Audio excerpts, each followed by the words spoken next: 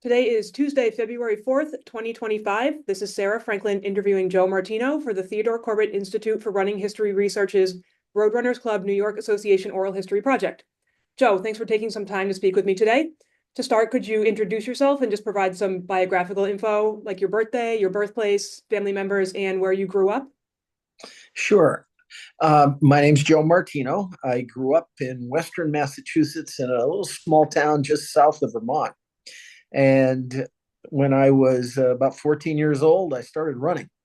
And I was from a very athletic family. So the fact that I was, doing something intense like running was not uncommon in my family. Um, I went to University of Massachusetts in Amherst, and I continue to be in love with road running. And that's what really brought me to New York and got me out of the little hills and valleys of Western Massachusetts. Sure, yeah, bit of a different topography there. It, I actually had never been to New York City until the 1970 New York City Marathon.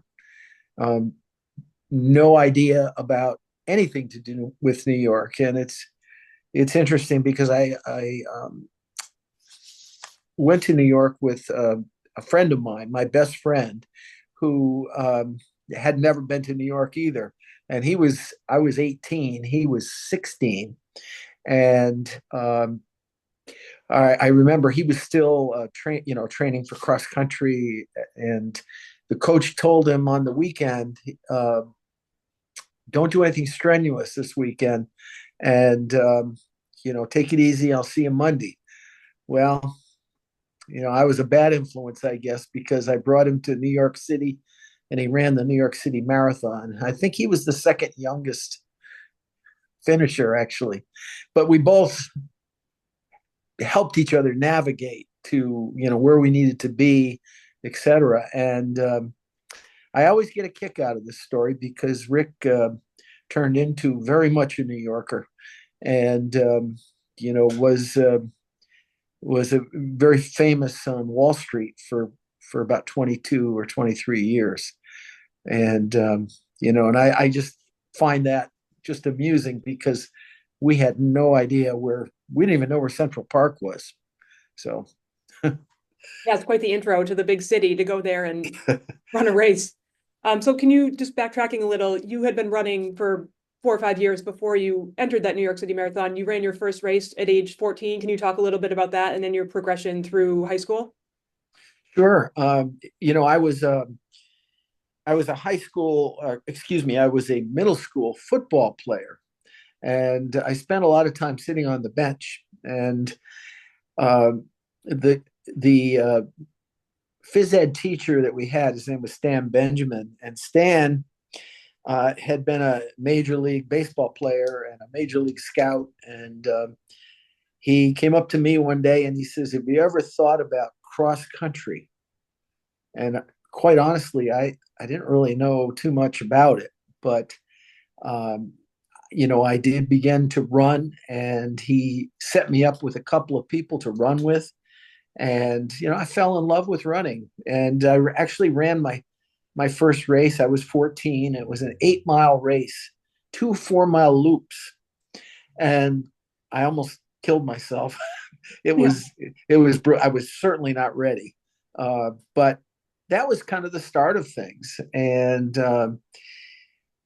it I progressed. In high school, I was a very good runner in high school. uh, Won the Western Massachusetts titles.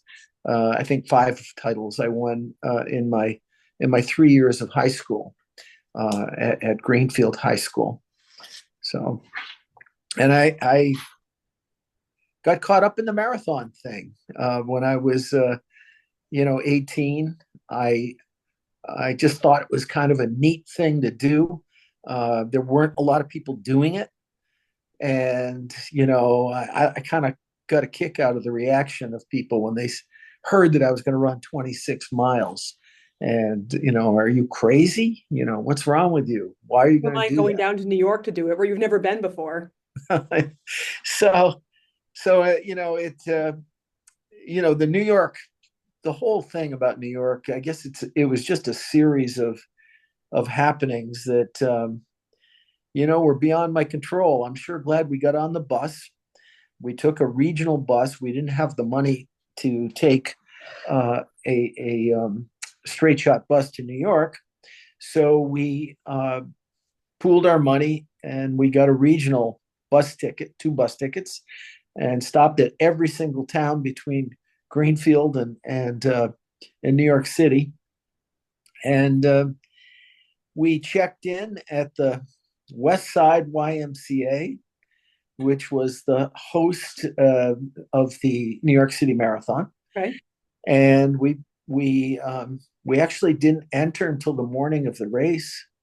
We couldn't afford 2 rooms, so we got 1 room, and we took the mattress and put it on the floor next to the box spring. And Rick did the box spring, I did the mattress on the floor.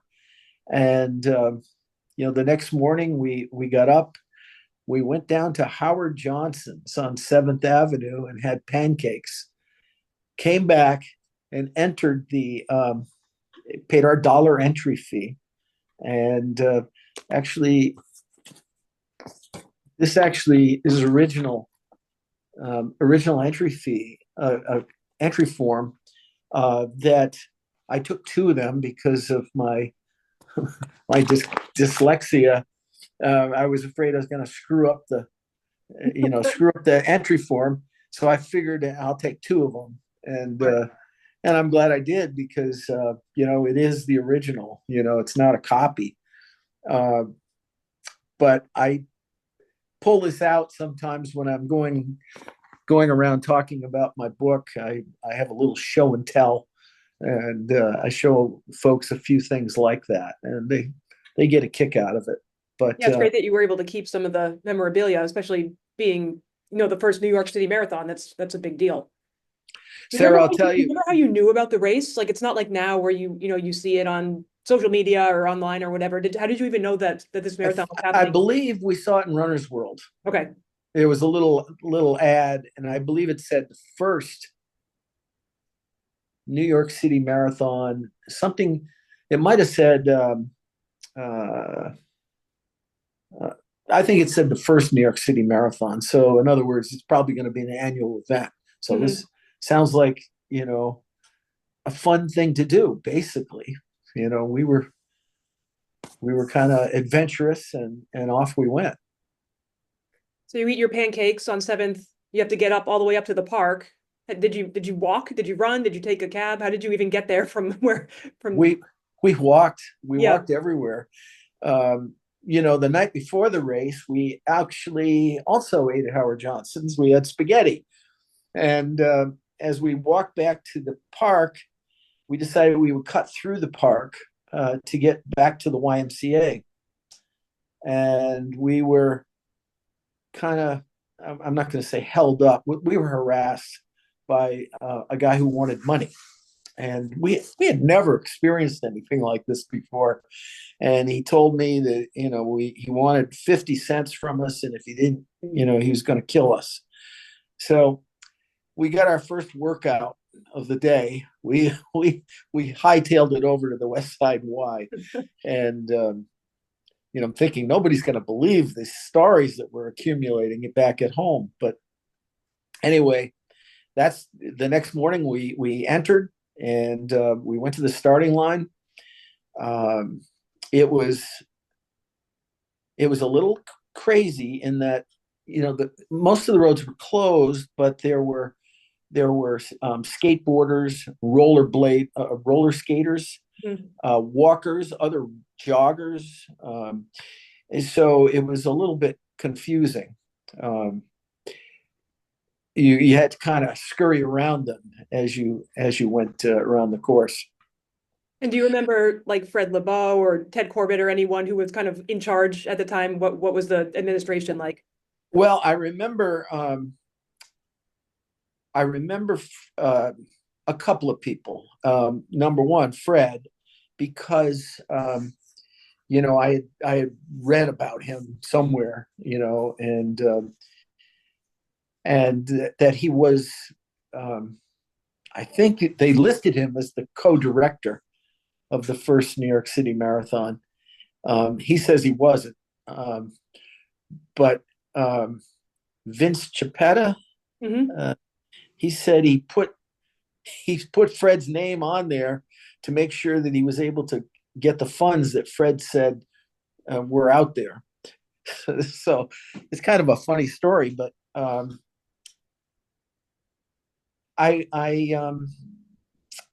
in that race, I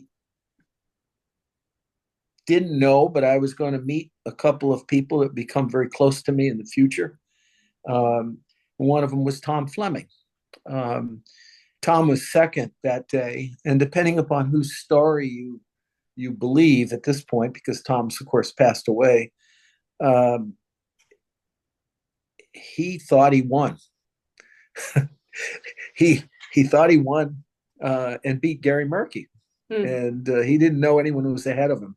So that's kind of how kind of a wild it was. I can only remember one water stop, and it was way up north in the park. So I can't remember exactly, but there wasn't much water out there. It was a very, very hot day, which is the reason why there weren't very many finishers, because people were dropping out like crazy. Um, and I remember the one small loop and four large loops in the park, and I had no idea there were hills like that in Central Park. Hmm. Uh, when I finished, I had to wait around for Rick. Rick was a ways behind, and people were kind of scurrying about. There wasn't really a big, ceremony or anything like that. But what there were handmade posters, and they were made on construction paper, or poster board, I should say. And the letters were cut out with construction paper, and it would said the 1970 New York City Marathon, and I remember thinking to myself, I got to get one of those. Yeah. And there was one on a telephone pole, and I remember pulling it off the telephone pole, and I actually transported this big poster back home, and I would give anything if I could have that poster again, because I have no idea whatever happened to it. Oh man. But it was the original handmade posters. Wow. Craziness. Totally. Yeah. Times have changed, that's for sure. Yeah. So the race itself, you finished in 13th place. Do you remember what your time was? My time was 2:56, I believe. And pretty good, actually pretty good time for that day. It was very, very, very hot. But um, see, a lot of the people on the list that you sent me, uh, I know their names, I know of them. And one of them is Joe Burns. And Joe Burns was an amazing gentleman. He was a wonderful guy. And he finished right behind me. And years later, at a reunion of the original marathon, he came up to me. He says, he was friends with Tom Fleming, and he was a lot older than me. And he came up to me and said, "You're Joe Martino?" I says, "Yeah." He says, "Boy, if I knew it was you," he says, "I could have run a little bit harder and I would have taken over 13." And, he was a really nice, funny guy. And he actually, he and his son, who owned a restaurant in New York, um, hosted a reunion for us all, which I love to go to because, well, first of all, there's not many left. If you think about it, when I started running my the New York City Marathon, I was 18, and a lot of the guys were 30 years old, Sure, yeah. and older, 40s, and so that's 50 years ago, 55 years ago. Um, I did meet Nina, who ended up at our 50th celebration we had. She was kind of my partner. That we went places. We had to get in a certain formation, and Nina was next to me at all the events. It was a lot of fun.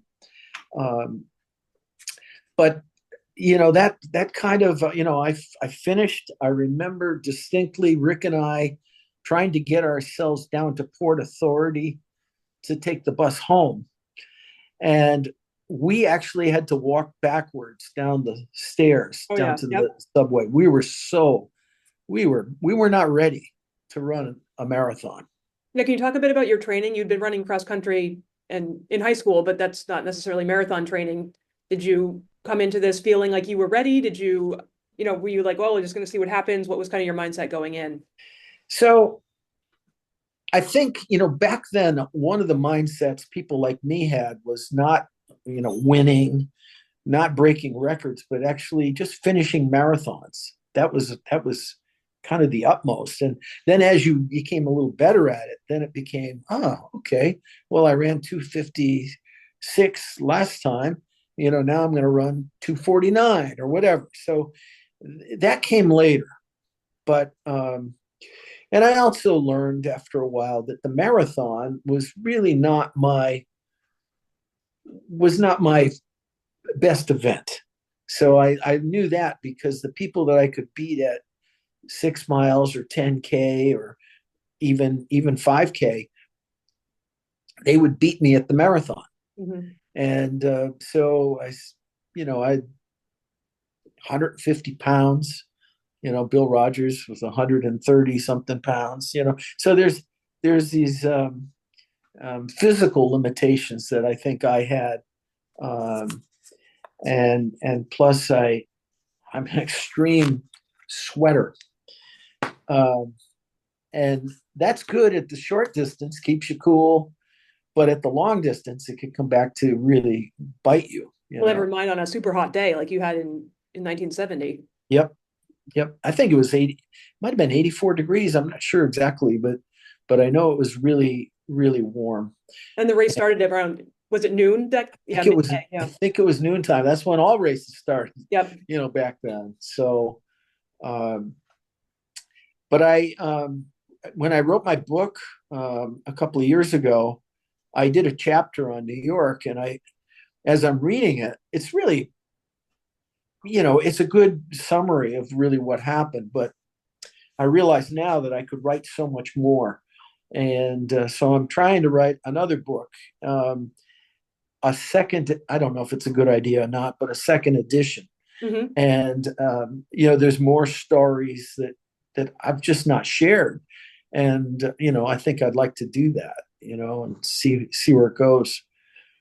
It's funny, a lot of book sales were from the New York, New Jersey metropolitan area, that I kind of got a kick out of too. So um, Yeah, it's interesting just kind of how, we're going on 55 years of the New York City Marathon, and there seems to be kind of a rebirth and interest about the stories of the early races and how it moved into the five boroughs. And so, yeah, your account is, you were there for it, at least the first one. Did you run New York marathons after that 1971 or? yeah, yes, I did. Okay. Almost a repeat of the weather in 1978. Um, it was brutally hot. And it was interesting. I went down to the race with another guy from my hometown of Greenfield, and I think I was still living there at the time.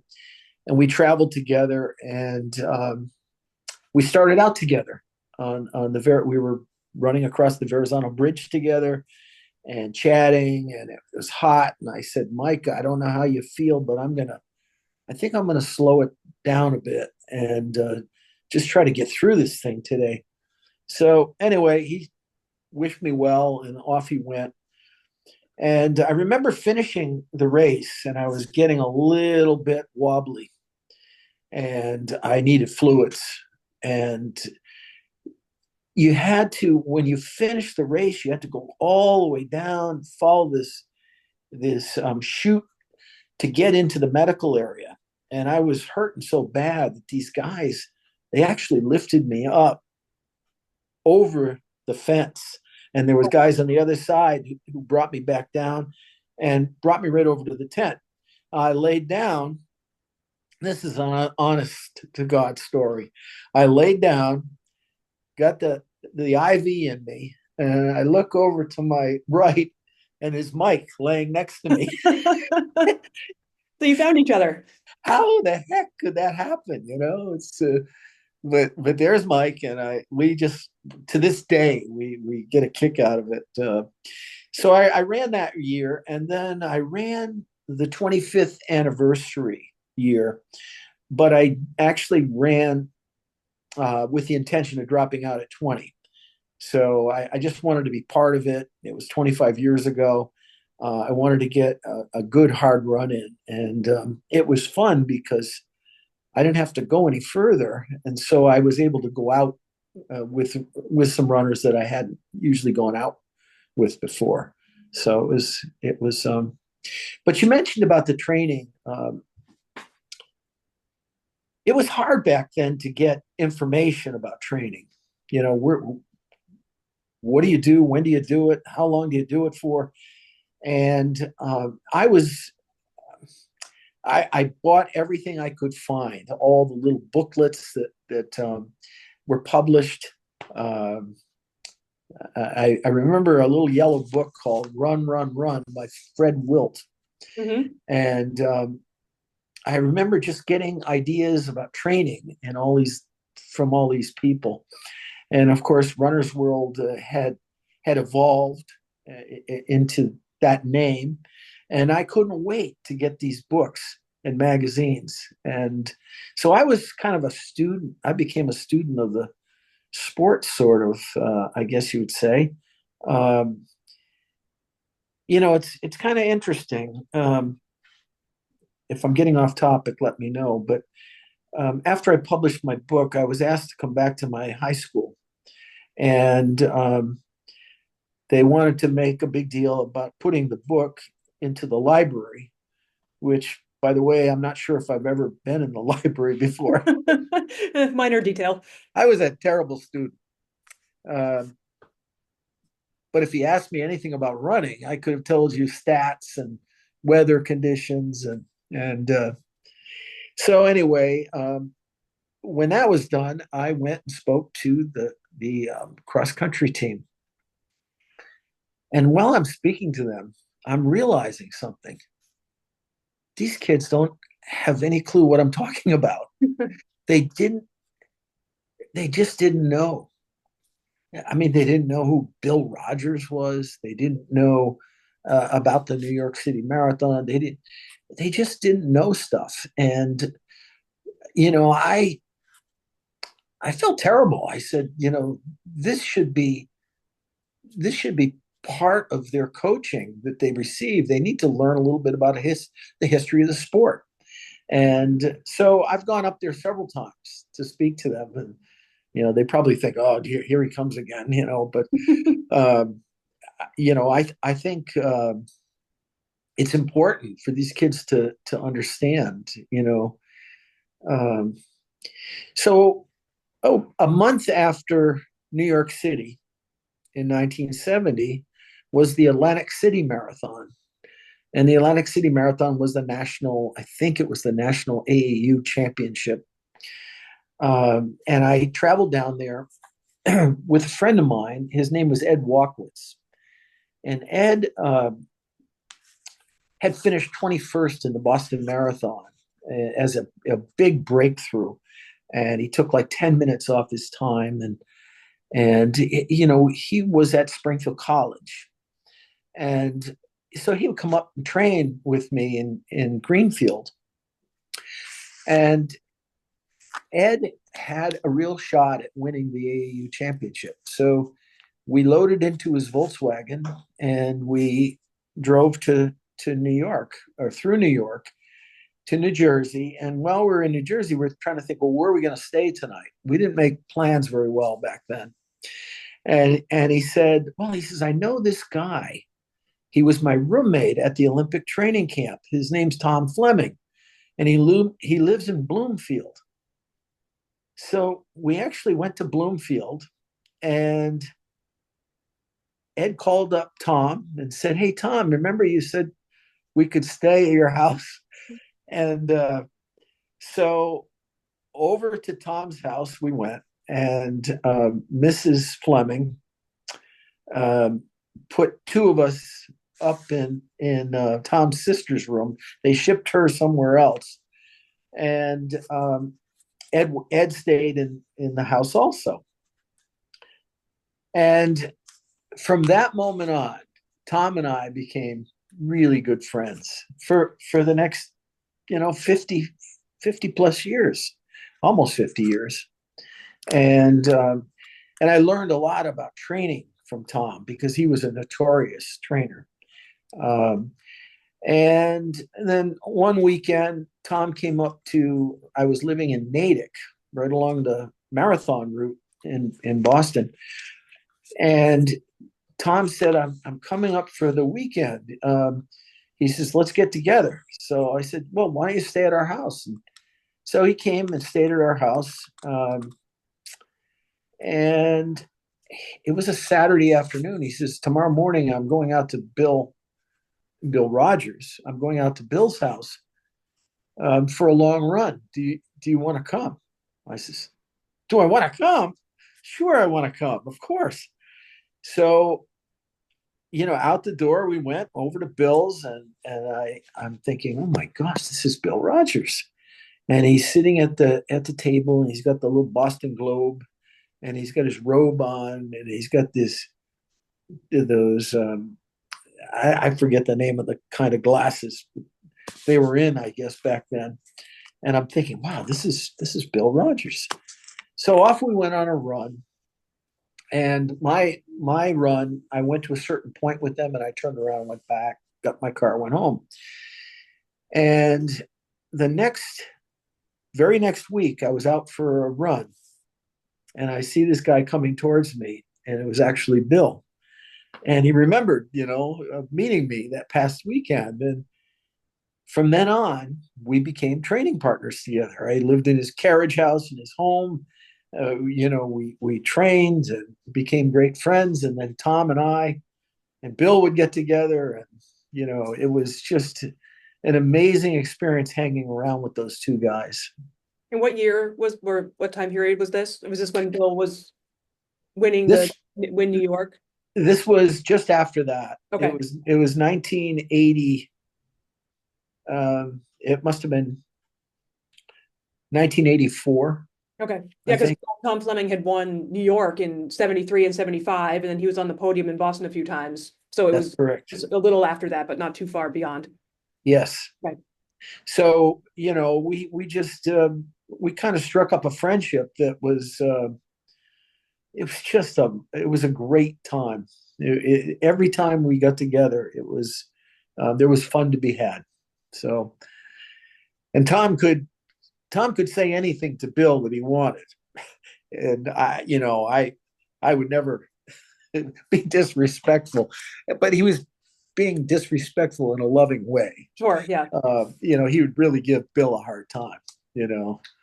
So. And were they doing, like, I know Fleming sometimes a couple times he ran 200-mile training weeks. Was he still in the mid 100s, like 150 for training at this time, or did he kind of dialed it down a little? What was regular week like for them? Yeah, Tom was I would say running 85 to 100 miles a week back, at that point. Mm-hmm. It was definitely the ending of his career basically, and then he of course got into coaching, and he had some real success. And Bill was still training pretty hard because he was turning 40, and he wanted to be, his goal was to be a top masters runner. And so but they talk about their training. It's just, you're just like a sponge. You're just trying to take it all in. Oh my God. It's too bad I didn't have a tape recorder, know, because I forget things afterwards, but it was just amazing, some of the things that they talked about. And were you keeping up with them? Like you said, like yeah, running with them, they went a little farther, you had turned around, but once you The, kind of got into cahoots with them, were you hanging with them the whole time? most of the time, yes. Nice. With Bill, we and actually Tom too. I learned something from them that they start out their runs super slow. It's their warm up, the first 3, 4, 5 minutes, but then things start cooking. Mm-hmm. And with Bill, all you need to do is get him irritated. And, you mentioned something about politics and something that he's on the other side of. All of a sudden, he can make it so you can't talk anymore. Yeah. You know what I mean? Yeah. So I've always, and I respect Bill very much. He's been a great friend to me and my family. And it's interesting because any place I've ever been with him, he always introduces me to whoever he's in a conversation with. Not a time has ever happened that he didn't introduce me. He was just like that. Um, And and when then go ahead. Oh, I was just gonna ask about your own running during this time. Like, were you suddenly taking time off of your marathons? Like, what you must have been I racing? was, I was starting to run like, 5Ks. I remember I ran a 14:42. And, that was definitely, I was running a lot of road races, which that was what I really loved. Mhm. I think I was really good at, uh, much more so than track or even cross country, road racing. So you were focused on this time, not on the marathon, but just on the shorter road distances. Correct. And I'm Yep. sure So running with them and getting those miles and those fast miles, I'm sure you were overtrained for some of the 5K type distances. I would go down to Bloomfield and stay for 2 or 3 days at Tom's place. And, his 10 in the morning, 10 miles in the morning, 10 miles at night. And just every single day. And I did 3 days of that. And I remember driving home thinking, geez, if I had to stay another day or two, I'd be in real trouble. Yeah. Um, but I've always been, I don't know, I've been a kind of a gatherer of people, and we I had always wanted to go to the Millrose games, and Tom had been in the Millrose games. Bill had been in the Millrose games, and then a gentleman by the name of Fred Doyle, who used to work for Nike. Uh, Fred had been in the Millrose games, and Rick Sherland, who I was talking about earlier. So the five of us ended up coming down to the Millrose games. We took the train from the Boston area, and then we met up with Rick and Tom when we got to the city.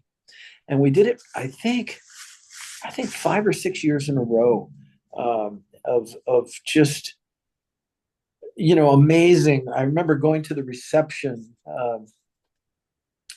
after the games and just meeting all kinds of people. It was very, very exciting. Very Yeah, exciting. Shrubs is the place to be, for the indoor, the late January, early February. That's where it's at. I can remember one theme that they had was the Olympians night, salute to the Olympians. And so Bill had to go down on the track, and they shut off all the lights in the garden and they put the spotlight on.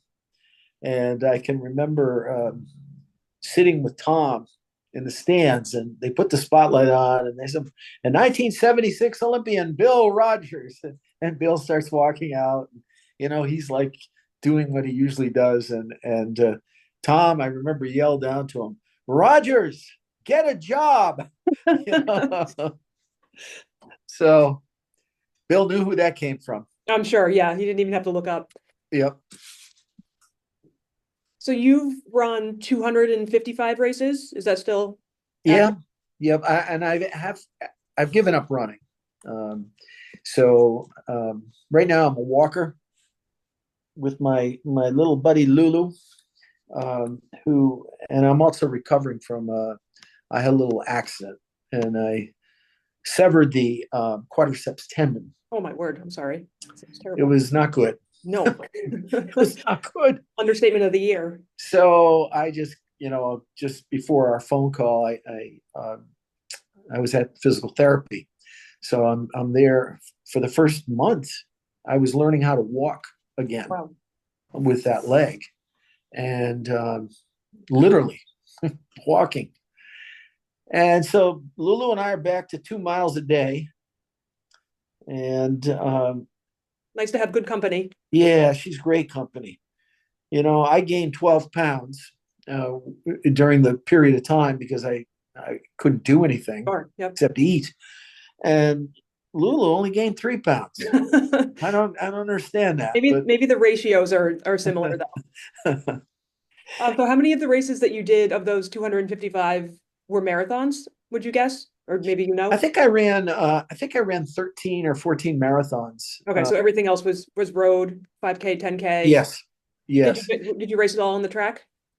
I raced on the track a little bit when I got to be 40. Okay. I was running a low 429 mile, and that would be pretty, was doing pretty well with those. Um, but I love the road races. I would go to a lot of the, Maggie Valley.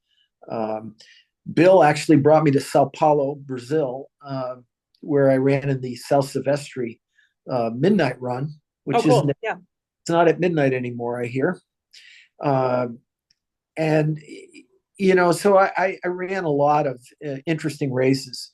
I actually another friend of mine, we hitchhiked to Hurley, Wisconsin, to run in the Pavo Nurmi Marathon, very northern Wisconsin, and I did that a few times. We hitchhiked. I don't know why I think I used to drive my father crazy.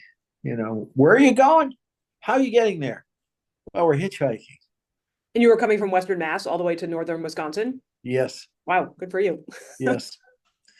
So it was some exciting times. I ran the local marathon for me back in Western Mass was the Holyoke Marathon, which they called the Holyoke Massacre because of no water, 12 noon, etc. What And time of year or what month of the year was it? Memorial Day. Okay, I was good. I thought it was, yeah, late May, so that's brutal. Yep, yep. And one of the names on the list that you sent was Jim McDonough. Hmm.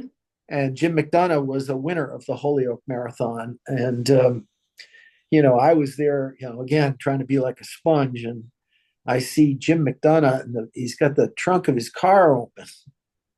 And this is before the race, and he's drinking a beer. I had never seen anything like that before. I wasn't sure, how to take that, but I never did try that. Yeah, well, whatever works for him anyway. It's amazing all the different names that I saw. That George Sheehan. Just um, Bill had a running camp uh, back in the '80s, and he had Tom was part of it. Greg Meyer was part of it. I did some of it, and Joni Benoit Samuelson, and there was one other person. But anyway, we got George. I don't know how Bill got him, but he had George Sheehan speak at the event, and it was his last time speaking in public, Wow. which it just gives me the goosebumps. You could hear a pin drop when he spoke. It was obvious he was very sick. Um, but You remember the theme of what he talked about or what his talking points were? yeah, he talked about. I wish I could have recorded it, but he talked about the muscles and the response the muscles had to exercise, and he talked about the powerhouse of the mitochondria and the powerhouse of the cell, and it's the effect that exercise had on it, and it was just he brought everything down from the road, running on the road, to the cellular level, and it was amazingly interesting. Amazingly. And at the time, that was somewhat revolutionary to be thinking about the biomechanics in that sense. Yeah, there wasn't a lot of that going on. I mean, he was the original in my book. Um, there was a few other books out there. One of them was it was from a podiatrist, Stephen Stabatnik was his name, and he kind of looked at everything going down to the feet. That the feet were the structure and the foundation of everything else that happens, and probably a lot of it true. It was interesting. Um, and then, of course, Jim Fix wrote his book, and it was a pretty decent book. Gabe Merkin wrote his book, and of course, I'm collecting books left and right. But Dr. Sheehan had about 8 or 9 just amazing books, and including his last one, "Did I Win?" So it was pretty interesting. And you mentioned a few publications too. Were you like Distance Running Journal, Track and Field News, Track Technique, anything like that? Sounds like you were trying to read as much as you could, but were those among the things that you were getting in your mailbox every Yeah, however often? it's I'm trying to remember the names. Sometimes I mess them up, but the Distance Running Log, Yeah, long or distance log. distance, yeah, Yep. Distance Running News. At Browning Ross. Yep. Yes, and that was awesome. I couldn't wait. Oh, the other thing was shoes. Oh my gosh, we would order our shoes from Blue Ribbon Sports, and it was so exciting when they would arrive because that's the only place really you could get good running shoes at the time. And you know, I just remember that so distinctly. And the other thing I remember is my high school. We had a rule at the high school that you could not wear sneakers to school. Now that's 1970 or 1960. Actually, that was 1968 when I was a sophomore. And no running shoes. I mean, no sneakers. So I said, the team wanted to wear our running shoes on the day of meets as kind of a, spirit thing. And I remember having a appointment with Mr. Jones, the school principal, and Mr. Jones said, "No, there's not going to be any sneaker wearing." And I said, "Look, they're not sneakers; they're running shoes." And I showed him the side of the box where it said "running shoes." So he said, "Okay." He says, "You want to do it on the day of the meet? Okay, go ahead." And of course, you know what happened. The day of the meet, and then it was the day before the meet, the day after the meet. We were pretty soon. I mean, really, we caused this thing to happen. There wasn't anyone wearing anything like that, and then all of a sudden now everyone's wearing sneakers, and so I get a chuckle out of that. And then a few years later, I became a coach for a while. I coached my school, Greenfield High School, women's track and field. So, and I had Mr. Jones's daughter. She was one of my javelin throwers, and all my athletes. I had some really good athletes that made me look really good as a coach. We won Western Mass title. I think I might be the only one that won it as an individual and won it as a coach. Oh, cool. Yeah. Which kind of fun. But recently, and when I say recently, in the last year, I did a book presentation up at Greenfield at the YMCA. And I thought, geez, I've been doing these over and over and over again. I want to add something different to it. So what I did is I wrote in the PR pieces that the On the Run book was going to come alive. So I invited as many people who were in the book to appear that day. And one of the so every chapter I had people from. And my coaching experience, I had six of the most outstanding young ladies I've ever met. They're all mostly they're grandmothers now, but I told my presentation. I told a story basically, and about these four women who were on the relay team and why I had them in the position that they were in, and I had them come up and stand in that arrangement, and I brought a baton, and I had them, just show how they handed off. And so anyway, it was a lot of fun. The coaching piece was great because I had that chance to educate, um, and teach a little bit more about the sport than they knew before. And you had learned from some of the best. And it's interesting. One of the first people I ever learned anything from was his name was Rod Hookrine, and he worked at Deerfield Academy. He was the manager of the little sports shop that they had there. So my father brought me down there one day, and he told me the story of his running the Boston Marathon. And I probably was 14 or 15 at the time. And he actually told me about some running loops that were right near my home. And yeah, he was awesome. I also had a great coach. Unfortunately, he was only my coach my senior year, but he had run for the BAA. He was national junior champion, AAU champion, and he ran for University of Massachusetts.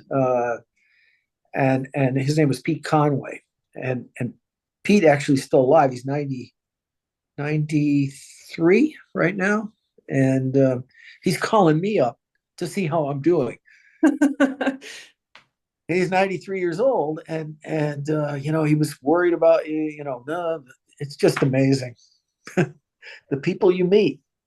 So I would latch on to anyone like that, that I could find, and um, go to road races and listen to people. And you had to kind of separate sometimes the BS, because a lot of times people would say, "Well, I've been running 89 miles a week," and trying to psych somebody out or whatever. And Yep. I thought that was kind of funny. Did you, as a student of the sport, did you either learn about or hear about runners from previous eras? Do you remember learning about, you mentioned Paavo Nurmi earlier. You traveled Yeah. halfway across the country for that marathon, so obviously you knew who he was. But were you interested in past runners as well and trying to learn from some of their experiences? Yeah. Well, first of all, I came from a high school that had some great success, and in 1964, they won the state championship cross country. And I remember this like it was yesterday. When I was growing up, I was a tennis player. I played in the tournaments when I was 10, 11, 12 years old. And I remember one day driving with my father, and we were on this back road, and there was a group of runners. And I said, "Dad, what are those guys doing?" He goes, "Those guys are cross country runners." That's the first time I'd ever heard the word cross country. And then my gym teacher mentioned it sometime after that. But I thought it was pretty cool that these guys are traveling around wearing these sneakers and running. So the challenge of it, the mystique of it really got me a little bit excited. And I can remember playing tennis, and around the corner these group, they trained together all the time. They would stop at the tennis courts and drink water from the fountain. And I thought it was the neatest thing ever. So I became friendly with the person that was second in the state meet. His name was Dave Suzuki. And Dave was actually runner up, I believe, to Art Dulong, who probably in New England running, he's a legend. And he went to Holy Cross, and he was a great runner, and then a great coach. But I just took every opportunity to listen to people and learn. And then I had friends who were actually kind of interested also. So my best running buddy growing up was Frank McDonald, and we would get all the running magazines, and we'd be chatting on runs about all this stuff. It was really important to us. Yeah, sometimes you get people who, they're inspired by whatever professional runner or someone from a previous era. And some people, you just have these local, high school runners that turn out to be really inspiring to you. And then you become friends with them. And then that's kind of how it snowballs. So it's just interesting to know that you're very well connected in the running community, but it all kind of started at the very local level. One of the things, Sarah, that made a profound effect on my running was when I was a senior. I had won the Western Mass cross country, and now we got winter time coming. Got to get ready for spring. My coach, Pete Conway, called his buddy, Ken, all of a sudden, oh my gosh. Anyway, it'll come back to me. Anyway, he arranged for me to go down twice a week in the winter and run with the UMass team. Tom always said, that's completely illegal. But anyway, it happened. And I would go to UMass, and there was a guy named Ron Wayne who was top runner at UMass. And then there was this other group. And it's just interesting because these guys treated me like I was one of them. They didn't say, "Oh, come on, rookie," or a little pipsqueak, yeah. Hey, freshman. Yeah. They were very, very nice to me, and they supported me. And actually, sometimes they would come to some of the races, my races. And I was like, "This is pretty good stuff." This.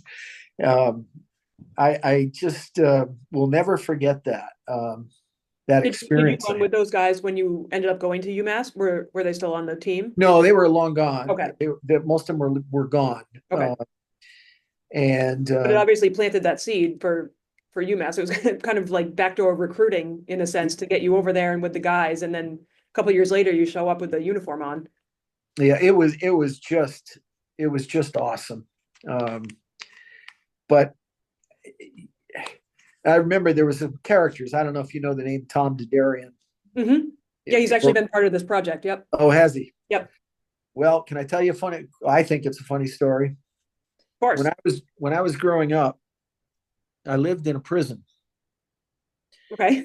All right. So the reason I lived in the prison is my father was the superintendent. And behind the barbed wires and the push button to open the gates was the apartment that we had. And it was just interesting living in a prison.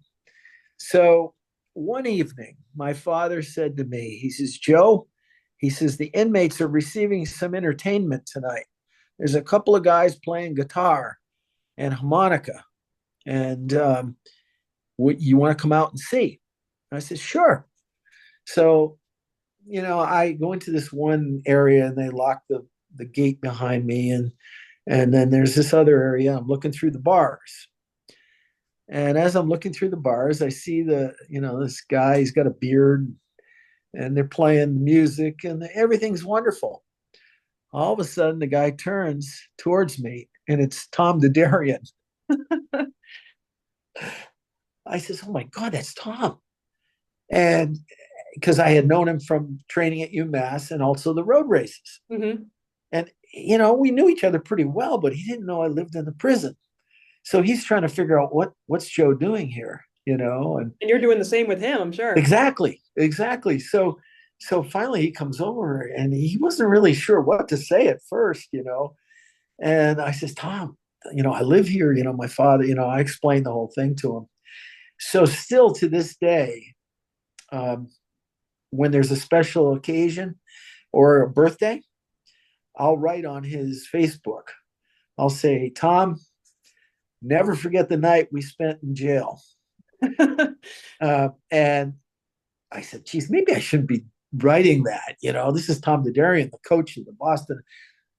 Um, um, uh, who's he coach?" Anyway, so I said, "Tom, I saw him at an expo." And I says, "Tom, you probably don't want me to write that." "No," he says, "I love it." He says, "You write that anytime you want." So I continue to do that to this day. Um, Never forget the night we spent behind bars. And you and he must have raced against each other quite a bit in the New England, Western Mass We did. road Uh, scene. Yeah. and Tom was a darn good runner. I don't think he ever got his due for how good he was. I could beat him at some races. If he didn't bring the A game, I was ready. But he was a tough runner, very tough. Um, UMass had a lot of good runners, so I was able to learn from Ron Wayne would be another, just a great runner. Um, and I met Ron just not too many years ago. I told him, I says, I was this little kid, this high school kid. I was afraid of you because he was kind of, I don't know, he was very serious all the time. And I was afraid to go over to him. So I told him, he got a laugh out of that. And you mentioned Nina and Joni earlier. Were you racing against them, or were you racing against other women when you were, I guess, maybe in some of the bigger marathons you did, but did you notice women in your races, like in the local 5K, 10K scene? There, the person was Charlotte Richardson, or Charlotte Lettuce, which is Tom Tadarian's former wife. Uh, she was the only person. Back then. It was just Charlotte. Mm-hmm. There was no one else. Now, if you came to New York, you'd run into a few other people, and then in Boston, you would run into Sarah Berman, Sarah Mae Berman, Mm-hmm. and but not a lot of other. At the beginning, there weren't a lot of others. Yeah, well, it was 1966 when Bobby Gibb ran Boston, and then Switzer in 70 or 67. So it was kind of just the beginning of that era for women. And then Title IX was in 72. So yeah, it was kind of the very beginning of women doing any sports. And then I think running was maybe easier for them to adopt, but not necessarily one of the first things that women were doing. Absolutely, and of course, uh, nope, I lost my train of thought. Oh, Bobby Gibb. I had, the last few years, I've been to a number of events, and I had a chance to meet Bobby and share some stories. But I never was in a race or an event that she was in. It was mostly Charlotte. That was from Western Massachusetts standpoint. That's where. Mhm. And if you came down to Boston area, you'd run into Sarah Mae Berman. I can't think of too many other people. Really, it was just it took a while to get cooking. Yeah, it was a different time. Yeah. Sure. Do you have anyone that you consider a running role model? I know you've mentioned however many names, but would you consider any of those people or anyone else someone that you looked up to as a runner? Um, there were about 5 or 6 people that I really, Jim Ryan. was one of them. Mhm. I remember I had his book, and it was the Jim Ryan story. And you're a kid and you're so impressionable. And I remember there was a picture in that book of him going down this long road and then this gradual uphill. And believe it or not, I used to go and find places like that so I could train like Jim Ryan trained. There was a guy, talk about where you get your ideas. There was a runner for, I think, Villanova. His name was Tom O'Hara. And Tom used to run on railroad tracks to toughen his legs up. Guess what we did?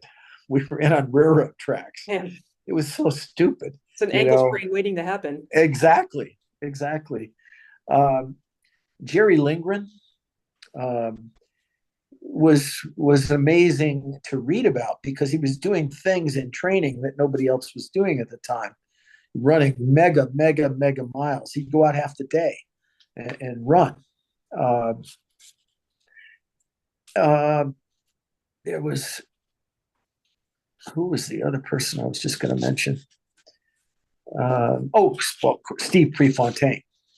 I loved I loved Pre, and I'm sorry I never met him, um, but I was really inspired about how he went out at the start of races, and he made it. If you want to run fast, you're going to have to come with me, and I used to love that. I know one of my favorite pictures is Tom Fleming and Pre together out in Oregon, and Tom was a role model for me. Once I got to know him in 1970.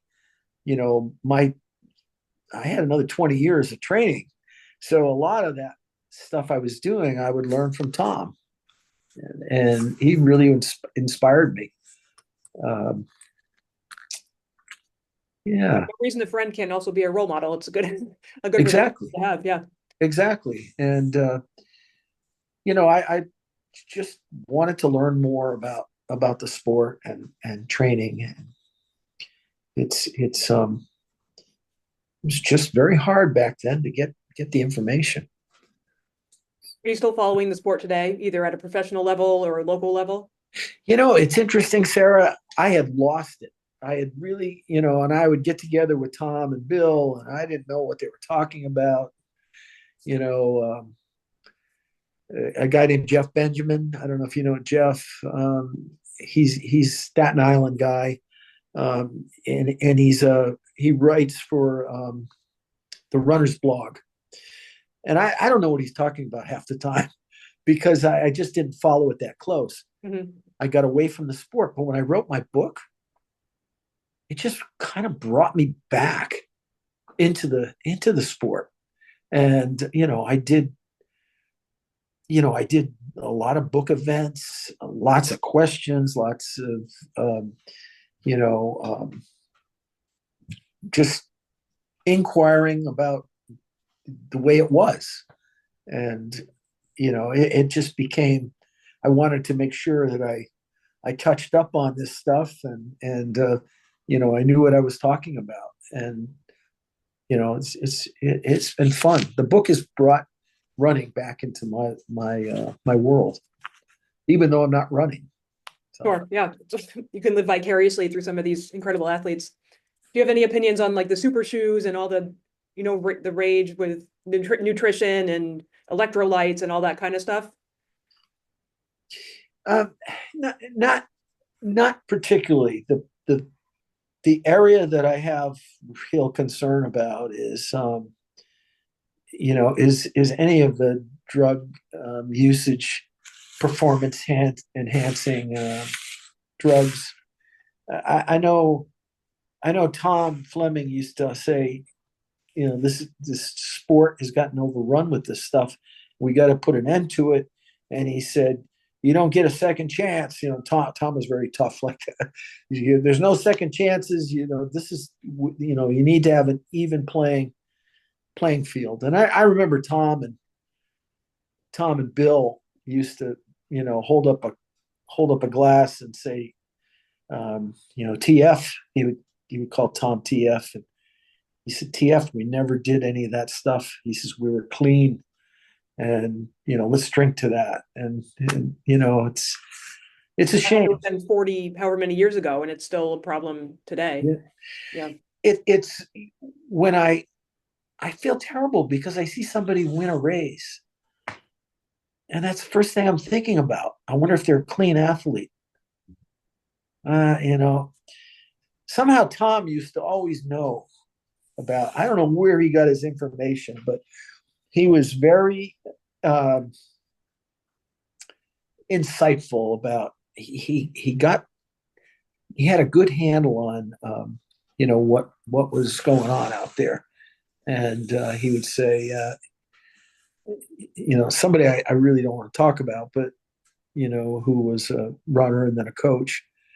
Tom told that story 2 years before it happened to me. He told it. He said, "You watch what's going to happen." Sure enough, it's just amazing. But we've got to clean up our sport. And geez, I just got something the other day. I haven't read it yet, but it was sent to me. It might be interesting to you. I could forward it to you. I believe it came from Jeff Benjamin, but it's talking about some strategies for the future and what we might be able to do. So, but I want to be part of a clean sport where the playing field is level and people are not cheating. And there aren't those seeds of doubt that people are. I think that's like what you just touched upon. That's kind of one of the hardest things to reconcile is you see someone set a world record or, PR by however many minutes. And then you're like, oh, that's kind of, a little strange, but okay. Sometimes they're not saying it, but you can almost tell they're thinking it, there's a number of people, that we have a little book club. And it's not your typical book club. My wife said she goes, it's just an excuse for you guys to get together and drink beer. I said, no. This is what we do. We bring our books that we've read, and they all mostly have to do with running. We put them on the middle of the table, we talk about them, and then you end up going home with some new books to read. So we've been doing this for about a year. And this is our book club. Bill Rogers, Bobby Hodge, who is a real outspoken on drug usage. Jack Fultz. And then this other guy you wouldn't know, but he's run 42 Boston Marathons in a row. How do you do that? But anyway, we do meet and we talk about the sport and we talk about, drug usage, and we talk about training, and we talk about, sometimes we go down the memory lane, it's very interesting. It's a cool group of people to get together. Well, it's nice that even like you said, you're not running yourself anymore, but you're still in touch with all these guys and, the sport writ large as it is right now, for better or worse. Yep. There's my training partner. Yeah, so we've covered quite a bit today, and your story, you've just interacted with so many interesting people and have so many experiences yourself. Is there anything else that we haven't touched upon that you'd like to share, or a message you'd like to leave with? No, I think it's interesting work that you're doing. I did watch the video, which was really cool. I learned a lot from that. I'm not a New Yorker, obviously, but I'm married to one. And I've spent enough time that I've met some incredible friends in the New York, New Jersey metro area. And I think most of that has to do with Tom Fleming, that Tom would spend a lot of his, growing up, he'd be over running in Roadrunner New York Roadrunner events. He used to be over in New York all the time doing races, and I know there was several people that Tom always spoke about. Joe Kleineman, Mhm. who's Kurt Steiner. Yep. He used to always talk to me about these. So when I see these names, I say, "Oh, geez, Tom mentioned those people before." Well, I hope I was helpful or Yeah, absolutely.